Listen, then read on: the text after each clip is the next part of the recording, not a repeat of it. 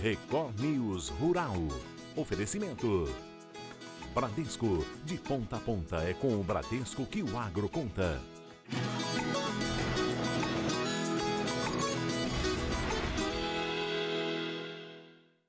Oi, bom dia para você. O Record News Rural está no ar.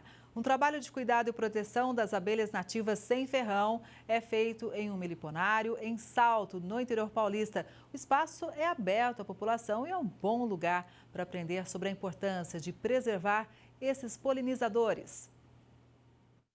Cuidado com o meio ambiente e a proteção das abelhas nativas são essenciais para a polinização e a manutenção do equilíbrio ecológico. Elas desempenham um papel vital na biodiversidade. Muitas vezes passam despercebidas em ações de remoção de árvores. Algumas são sacrificadas sem um destino adequado. Mas no Parque Rocha Motonê, em Salto, nós vamos encontrar um espaço dedicado ao resgate dessas abelhas. O espaço conta com 4 espécies brasileiras: a jataí, que é a mais conhecida, a mandaçaia, a iraí e a mirim. Essas espécies aqui, elas já ocorrem no estado de São Paulo.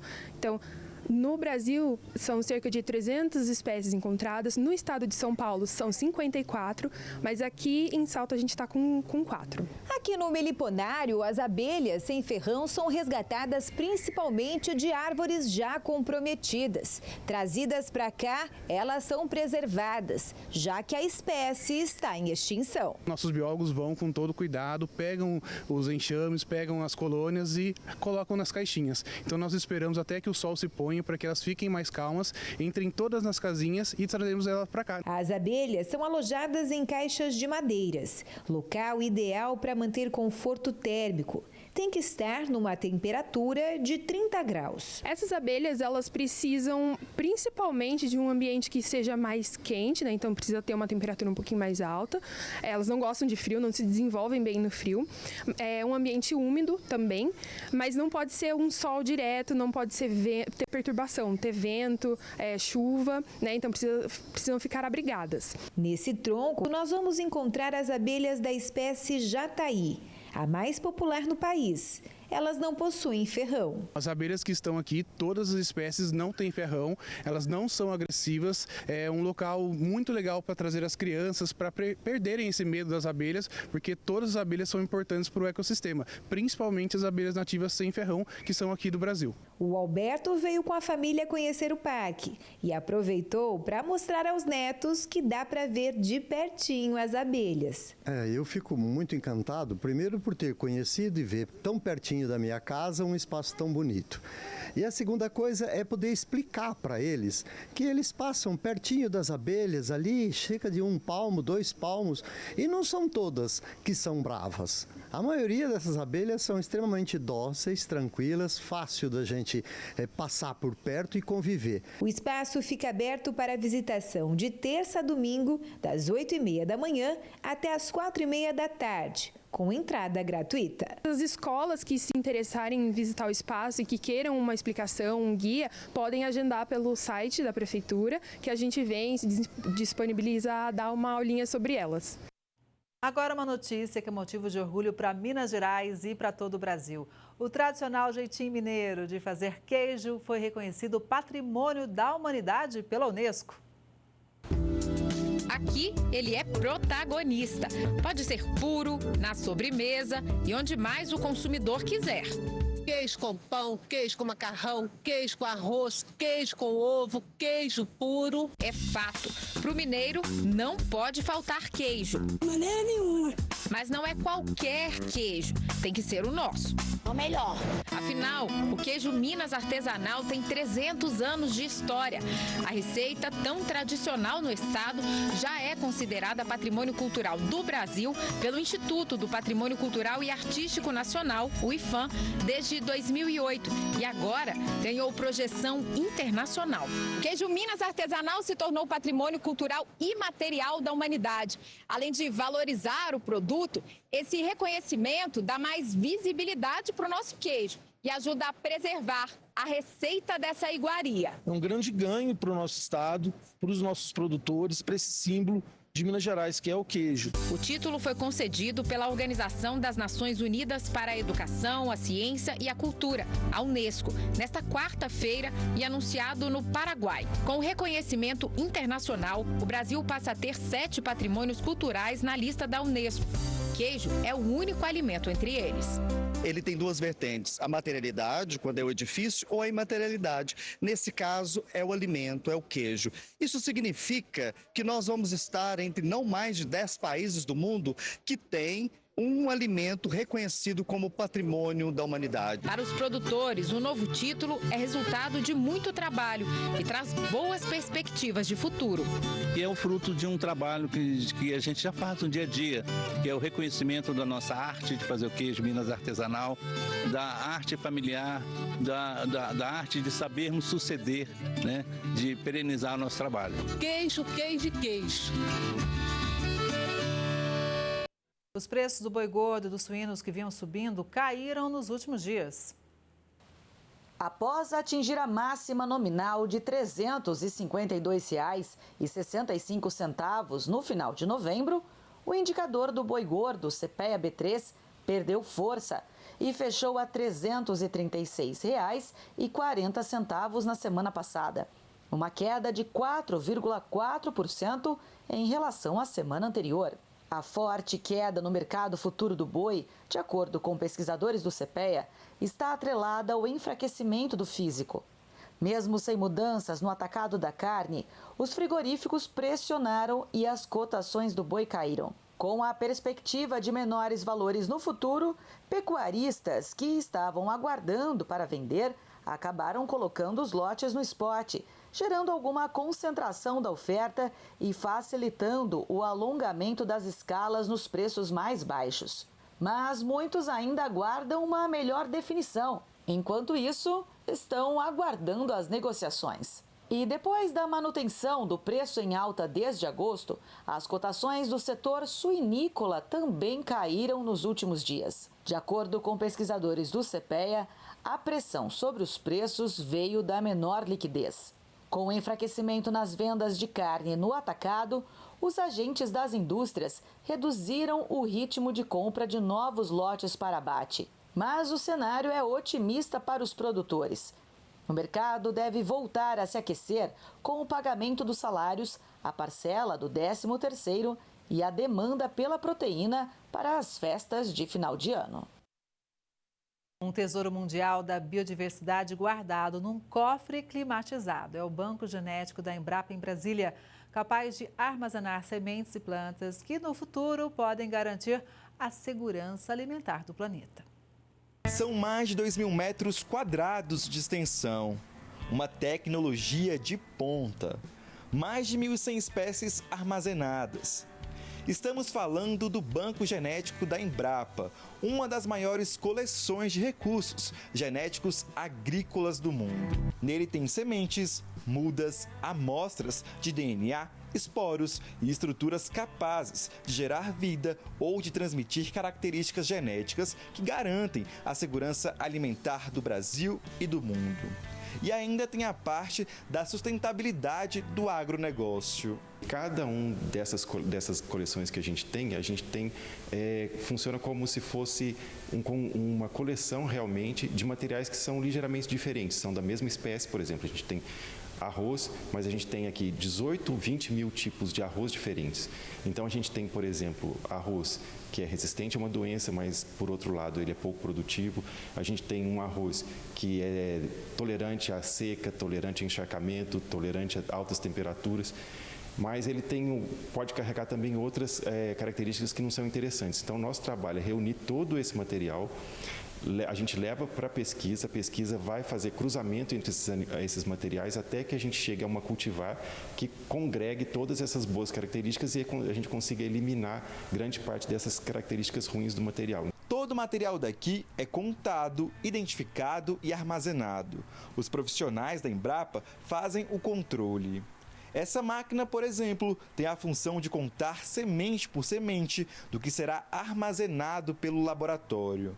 Este é o cofre da agrobiodiversidade. Aqui são armazenados recursos que serão utilizados em estudos e também no desenvolvimento de novas tecnologias. Nesta câmara fria, por exemplo, as sementes são preservadas em saquinhos, a menos 20 graus Celsius. Aqui a gente tem diversas tecnologias que a gente usa para conservar espécies de plantas, por exemplo. Então, a gente tem desde a conservação de sementes, então a gente faz a secagem dessas sementes, a gente consegue reduzir a quantidade de água que tem dentro da semente e faz o congelamento delas. Então, esses dois tratamentos que a gente consegue maximizar, né, manter essas sementes vivas por muito tempo. E quando a gente fala assim, muito tempo, a gente está falando em centenas de anos. Então, a gente consegue ter sementes vivas aqui com capacidade de germinar e gerar uma planta nova há 100 anos dentro de uma câmara fria, né? Aqui a gente tem a parte de conservação in vitro, onde as plantas ficam vivas dentro de tubos de ensaio, né? E crescendo normalmente, a gente consegue reduzir a taxa de crescimento dessas plantas. E também, por outro lado, a gente tem esses materiais conservados em tanques com nitrogênio líquido, numa tecnologia que a gente chama de criopreservação. Então, elas ficam mergulhadas em nitrogênio líquido a menos 196 graus e aí elas permanecem ali viáveis também até quando a gente for precisar do uso delas. A Embrapa está preparada para as mudanças climáticas. A agricultura está entre as que mais sofrem com as variações. Para aguentar, é preciso um material forte que tolere essas mudanças. A gente vai ter sérios problemas para produzir a mesma quantidade que a gente produz hoje ou as mesmas espécies nos mesmos locais que a gente produz hoje.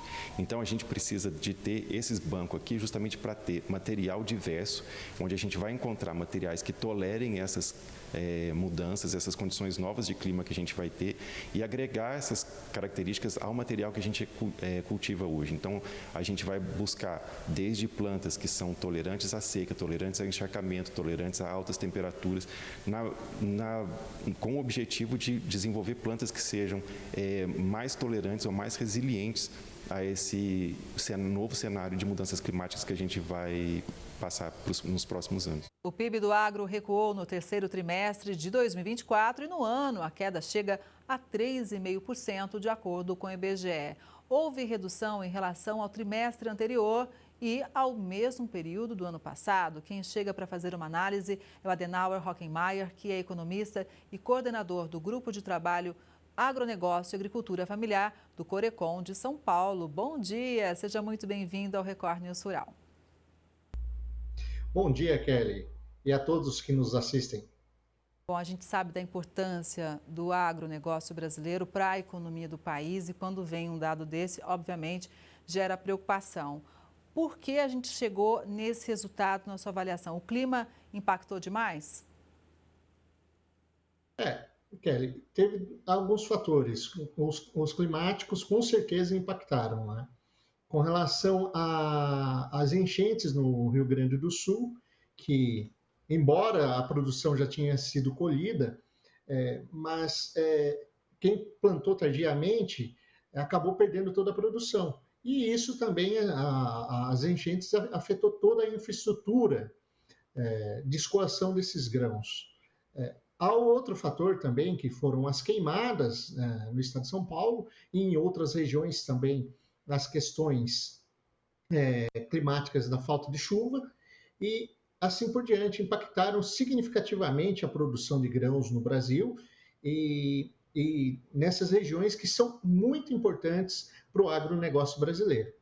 Então, uma queda de produção afeta, consequentemente, a receita do agronegócio. Exato, as queimadas prejudicaram demais, por exemplo, toda a produção, ou pelo menos grande parte da produção de cana no estado de São Paulo, no interior paulista, ou seja, há um prejuízo, primeiramente, em relação à cana, porque há bastante tempo já o produtor não queima mais a palha da cana para fazer a colheita. Quando isso acontece, inclusive, é um prejuízo para o produtor rural. Isso já há bastante tempo, é bem importante a gente deixar isso muito bem claro aqui. O produtor de cana já há muitos e muitos anos não faz a queima da palha, né? Então, veja como realmente existe um prejuízo, que inclusive a colheita teve que ser acelerada, né? E além de tudo, há o prejuízo do solo também, né? Então, veja como depois o produtor ele vai ter que investir, além de não ter a produção esperada, ele tem que investir a mais em insumos para recuperar o solo também, né? Sim, com certeza. Isso vai aumentar o custo do produtor, consequentemente, porque ele precisa recuperar esse solo e para aumentar a produtividade, para voltar nos patamares antes dessas queimadas e antes desses efeitos climáticos. Então, isso vai impactar significativamente ao produtor em termos de custo. E se aumenta o custo, diminui a receita, e também tem essas questões que, a partir do final de 2023, nós vimos um achatamento dos preços das commodities no mercado internacional. Então, a margem que o produtor tinha de ganho acabou diminuindo e também impactou diretamente no PIB. Vamos falar de uma outra cultura agora, a laranja. Muitas vezes o preço está alto, mas porque a produção diminuiu demais, né? Seja por causa do clima, inclusive, e também por doenças, como o greening no campo. Então, é um problema que o Brasil está sentindo em relação à laranja, a produção de laranja, mas também o mundo, né, Adenauer? Porque os problemas climáticos afetam essa cultura no Brasil, obviamente, e mundo afora. Sim, o Brasil é o maior produtor de suco de laranja no mundo, né? E o efeito climático, a laranja, ela precisa de muita chuva para dar suculência à fruta. E isso acaba afetando até no crescimento dessa fruta e diminui a produção do suco de laranja. E que, por consequência, esses efeitos climáticos acabam afetando as mais diversas culturas e, consequentemente, diminui a oferta e diminui a produção e acaba afetando o PIB, né? A receita do setor do suco e da produção de laranja. Inclusive, é sempre bom a gente destacar que nem sempre o preço alto significa, então, que o produtor está recebendo mais, ou seja, que tem um lucro maior. Muitas vezes, nesse cenário, o preço está alto é porque não tem o produto, né? Sim, sim. E isso impacta, consequentemente, tem efeitos, né? Tem efeitos, inclusive, na inflação para o consumidor brasileiro. Além disso, bem como você falou, nós temos um problema que nem sempre acompanha a taxa de lucro, de lucratividade do produtor rural. Olha, gostaria de chamar a atenção também para uma outra cultura que impactou para esse resultado do PIB do agro, que é o milho, né? Então, o milho também não teve um bom desempenho, né? Sim, o milho não teve um bom desempenho, também por conta dessas questões de que a chuva não veio no momento certo.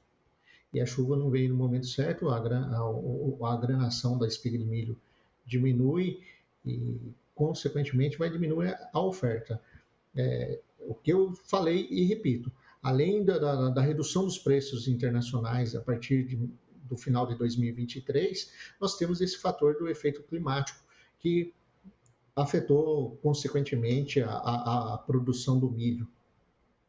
Olha, no terceiro trimestre, então, do Brasil, o PIB, né, cresceu 0,9% comparado ao segundo trimestre de 2024. Já o PIB do agro, como a gente vê, recuou. O que pode acontecer na nossa economia se o PIB do agro continuar tendo esse impacto negativo, esse índice negativo? O que pode acontecer é que o setor pode puxar o PIB brasileiro para baixo.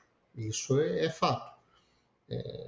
O setor é um setor importante, que no ano passado ele representava em torno de 24% do PIB brasileiro, e hoje nós vimos um recuo de 2 pontos percentuais.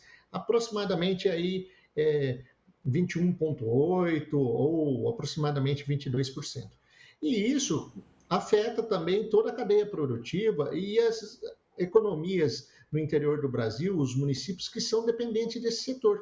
Então, diminui o PIB e diminui a renda nessas cidades. Então, essa dinâmica de estar crescendo o PIB brasileiro acaba tendo um efeito contrário, não tem um efeito multiplicador e, por consequência, acaba reduzindo o PIB brasileiro na totalidade. Adenauer, a gente tem imagens de muita movimentação nos portos, porque aqui a gente acompanha diariamente o desempenho do Brasil quando o assunto é exportação.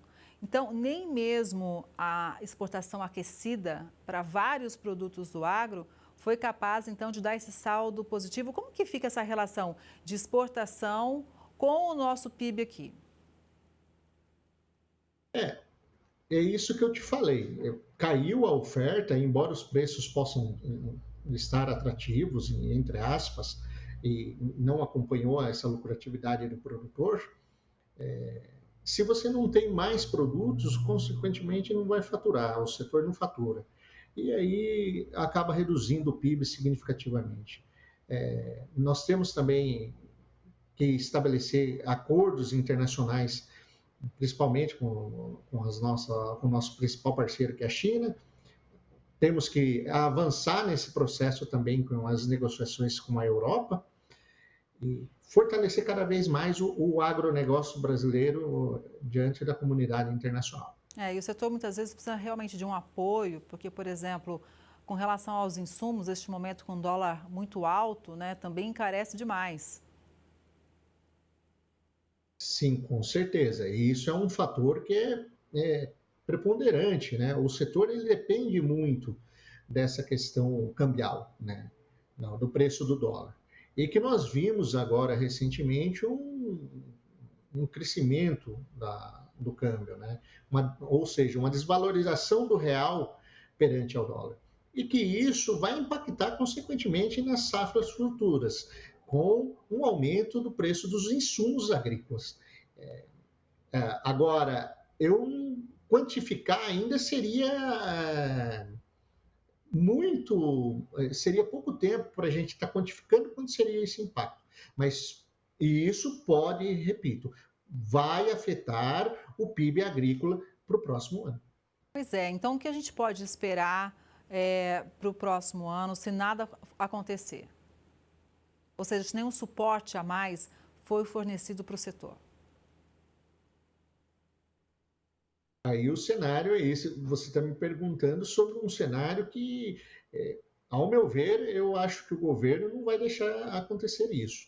Eu creio que vai ter que tomar ações, devido à importância do PIB do agronegócio ou do setor, né, para o PIB brasileiro. E também para desenvolvimento das cidades mais interioranas, que dependem do agronegócio.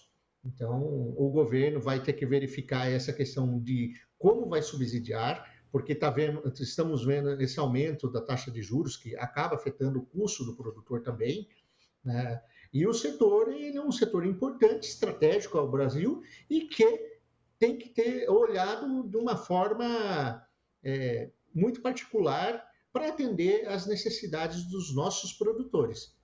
Pois é, e faz parte desse apoio, desse suporte, né, uma reestruturação de toda a parte logística, né, ou seja, a infraestrutura para escoar a produção, seja internamente aqui no Brasil, via ferrovia ou rodovia, e também nos portos, né, porque muita carga fica lá parada no porto e onerando ainda mais o produtor rural. Sim, nós temos que melhorar a infraestrutura, inclusive porque no transporte há uma perca significativa de grãos. E também parado, né, o caminhão parado nos portos, ou o trem, enfim, acaba afetando, consequentemente, o custo dessa exportação. Nós temos que investir em infraestrutura, o governo tem que investir em infraestrutura, nos portos, como você falou, ferrovia, nas rodovias, para escoar essa produção que está mais interiorizada.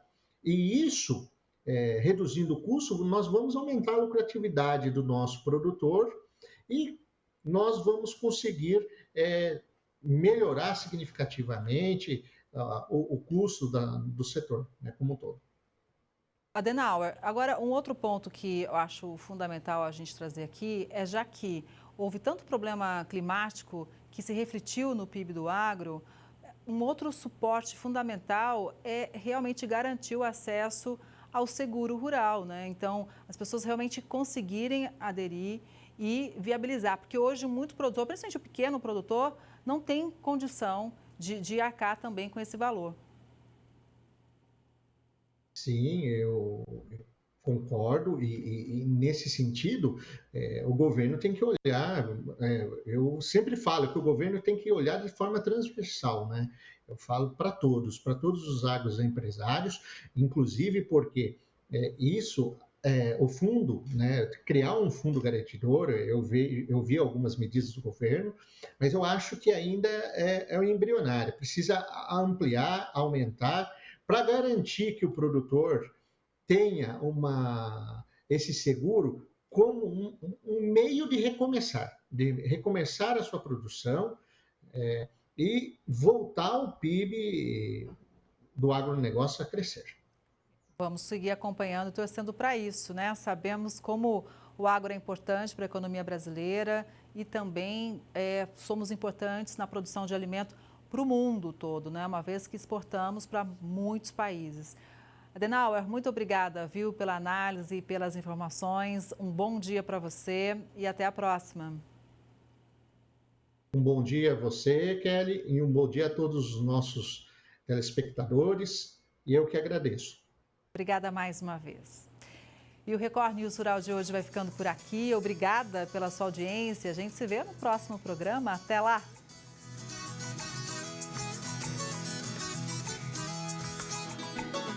Record News Rural. Oferecimento. Bradesco. De ponta a ponta é com o Bradesco que o agro conta.